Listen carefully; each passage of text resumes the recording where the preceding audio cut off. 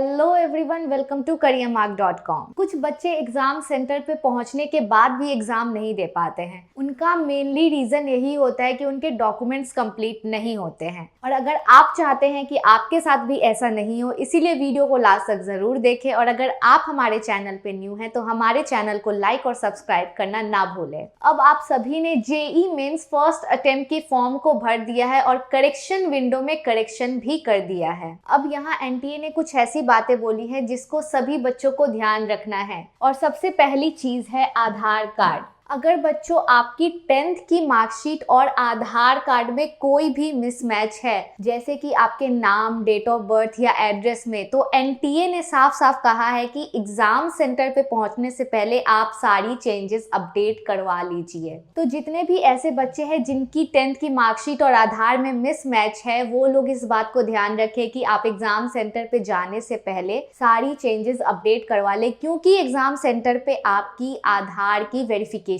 होती है। सेकेंड चीज आपकी आती है कास्ट सर्टिफिकेट। तो एनटीए ने साफ साफ कहा है कि एग्जाम सेंटर पे आपको कास्ट सर्टिफिकेट लेके जाने की कोई जरूरत नहीं है। अब कास्ट सर्टिफिकेट की जरूरत कहाँ पे होती है? तो कास्ट सर्टिफिकेट की जरूरत आपको जोसा काउंसलिंग यानी कि आपकी काउंसलिंग के टाइम पे होती है। इसीलिए अभी से आपको परेशान होने की जरूरत नहीं है, क्योंकि आपको एग्जाम सेंटर पे कास्ट सर्टिफिकेट की कोई जरूरत नहीं है। अभी आपको फर्स्ट अटेम्प्ट की एग्जाम देनी है और कुछ बच्चे ऐसे भी होंगे जो सेकेंड अटेम्प्ट की भी एग्जाम देंगे। उसके बाद आपकी जेई एडवांस की एग्जाम 18 मई को होगी। उसके बाद आपको जरूरत पड़ेगी कास्ट सर्टिफिकेट की। तो जैसे ही जोसा काउंसलिंग स्टार्ट होगी for IIT, triple IT, NIT और जीएफटीआई कॉलेजेस में एडमिशन के लिए, उस समय आपको कास्ट सर्टिफिकेट अपनी रेडी रखनी है। और जो बच्चे ओबीसी या फिर जनरल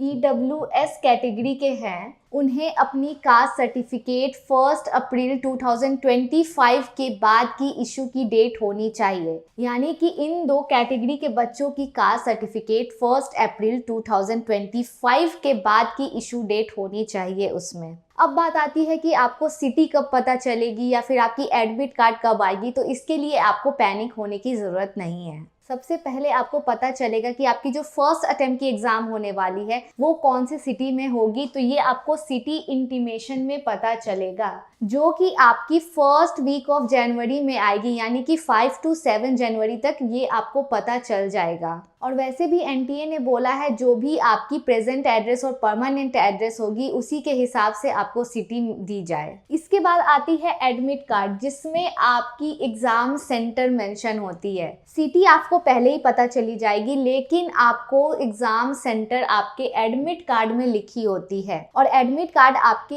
एग्जाम के 3 दिन पहले मिलेगी आपको। इसके बाद बहुत ही इंपॉर्टेंट चीज है जिसको हम हमेशा मिस कर देते हैं, वो है सीबीटी मोड। आपकी जो एग्जाम है वो कंप्यूटर बेस्ड टेस्ट मोड में होगी, जिसमें आपको क्वेश्चन कंप्यूटर पे सॉल्व नहीं करना है, आपको बस आंसर्स मार्क करने हैं कंप्यूटर पे। क्वेश्चन सॉल्व करने के लिए आपको 6 ब्लैंक पेज दिए जाएंगे। लेकिन एक बात का ध्यान रखें कि आपको बहुत सारे सेंटर्स पे 6 पेज के अलावा सीट नहीं दी जाती है।